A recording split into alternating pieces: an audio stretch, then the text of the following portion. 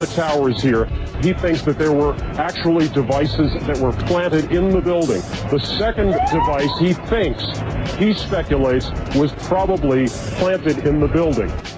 There were 2 or 3 similar huge explosions, and the building literally shook. You literally shook at the base of this building.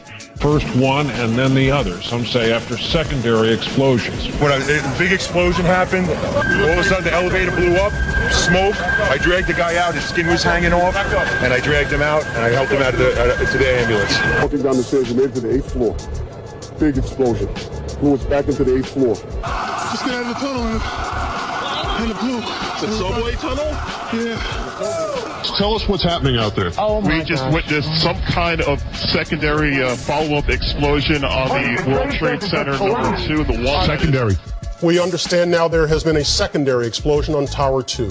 There was another major explosion. The building itself, literally the top of it came down, sending smoke and debris everywhere. Collapsed. 5 blocks from the World Trade Center, and we were standing here when there was some sort of collapse or explosion. Do you know if it was an explosion or if it was a building collapse? To me, it sounded like an explosion. When I try to save people, in the moment we heard a big explosion coming down. Everything just went black. Everything came down, glass started popping. And people got hurt, stuff went on top of them. And it was a big explosion. Everything got dark, real dark, like snow. The FBI is here, as you can see. They had roped this area off. They were taking photographs and securing this area just prior to that huge explosion that we all heard and felt. Coming over our radio, get out of the area, the second tower is coming down. They tell you the second tower is... Yes, it's about to collapse. At 10:30, I tried to leave the building, but as soon as I got outside, I heard a second explosion and another rumble and more smoke and more dust. I ran inside the building, the chandelier shook, and again, black smoke filled the air. Within another 5 minutes, we were covered again with more silt and more dust. And then a fire marshal came in and said we had to leave because if there was a third explosion, this building might not last. We just saw that as well. The second tower, the only one that was standing, tower #1, just we saw some kind of explosion, a lot of smoke come out of the top of the tower, and then it collapsed down onto the streets below. David Lee, what can you tell us? John, just seconds ago there was a huge explosion, and it appears right now the second World Trade Tower has just collapsed. Un témoin se trouvait parmi une foule de personnes dans la rue Church Street, à 2 pâtés de maison de la tour sud, quand il a vu une série de flashs lumineux émis de l'intérieur du building entre les étages 10 et 15. Il a vu environ 6 de ces flashs accompagnés d'un crépitement avant que la tour ne s'effondre. Jenny Carr participait à une réunion d'affaires au 36e étage du One Liberty Plaza en face du World Trade Center et a par hasard enregistré le son de la première attaque. On peut entendre une seconde explosion 9 secondes après le crash.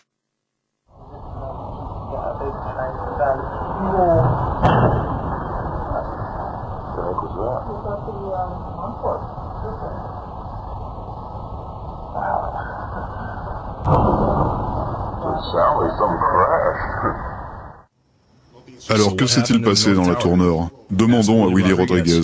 Willy, un portier qui travaillait dans le World Trade Center depuis 20 ans, se trouvait dans le sous-niveau 1 quand la tour Nord fut touchée.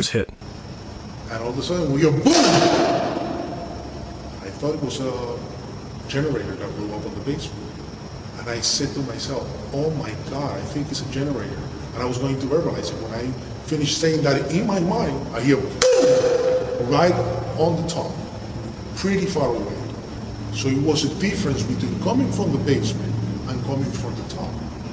And that's, everybody started screaming. And a person comes running into the office saying, explosion, explosion, explosion. He got his hand extended and all the skin was pulled from his under his arm, all the way to the top of the fingertips, and it was hanging on both arms. Hanging and hanging. And then I look at his face and he was missing parts on his face. And I said, what happened? What happened? And he said, the elevators, the elevators. And when there were many explosions, and when I actually talk about those explosions, they said that, well, there were so many kitchens in the building, and they have probably those gas canisters. And I said, I don't believe that, because the building was a Class A building. They have very strict guidelines of what you can put in a kitchen, and I really doubt it was gas. So there was a lot of misconceptions of what happened that day in terms of the explosions. But up to date, I haven't received an actual explanation about the different explosions that I had on the upper floors and not all the way to the top. Les fenêtres du hall d'entrée de la tour nord avaient été soufflées. Et les panneaux de marbre avaient été arrachés des murs. Cela aurait été causé par le feu qui serait descendu à travers les cages d'ascenseur. Pourtant, dans le World Trade Center, les cages d'ascenseur étaient hermétiquement scellées. Il est impossible que le feu ait eu assez d'oxygène pour descendre 400 mètres tout en conservant assez de force pour détruire les 8 étages du hall d'entrée.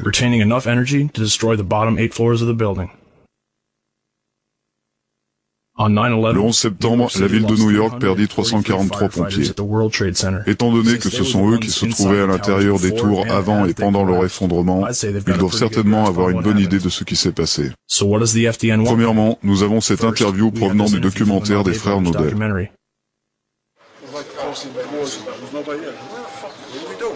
We made it outside, we made it about a block.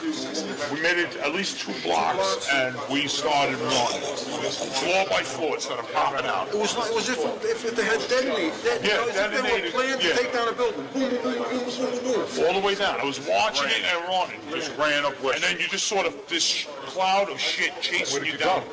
Couldn't outrun it. West Street.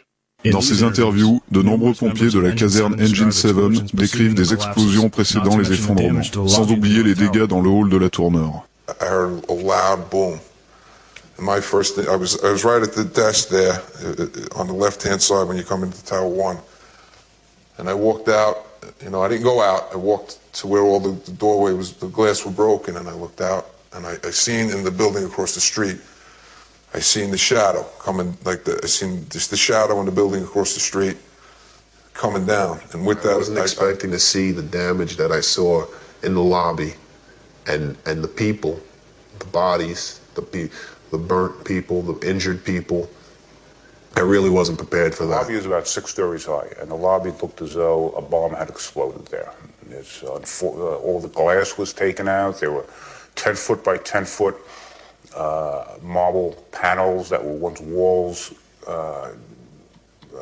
They were loose from the wall of the Trade Center. I went around by the freight elevator, and I could see it was just blown. It was just a giant shit. 30th floor. We hear another explosion. And at that time, we heard a huge explosion. Le pompier Louis Cachely déclara au journal People Weekly « J'étais parti avec d'autres pompiers dans l'ascenseur vers le 24e étage pour évacuer les travailleurs. Lors du dernier passage, une bombe explosa. On pense qu'il y avait des bombes placées dans le building. » Pendant plus d'1 an, les autorités bloquèrent la diffusion d'une bande vidéo contenant les enregistrements des pompiers dans le World Trade Center le 11 septembre. En novembre 2002, la bande fut finalement diffusée au New York Times et dans d'autres médias. Pourquoi a-t-il fallu autant de temps pour que cette bande soit publiée?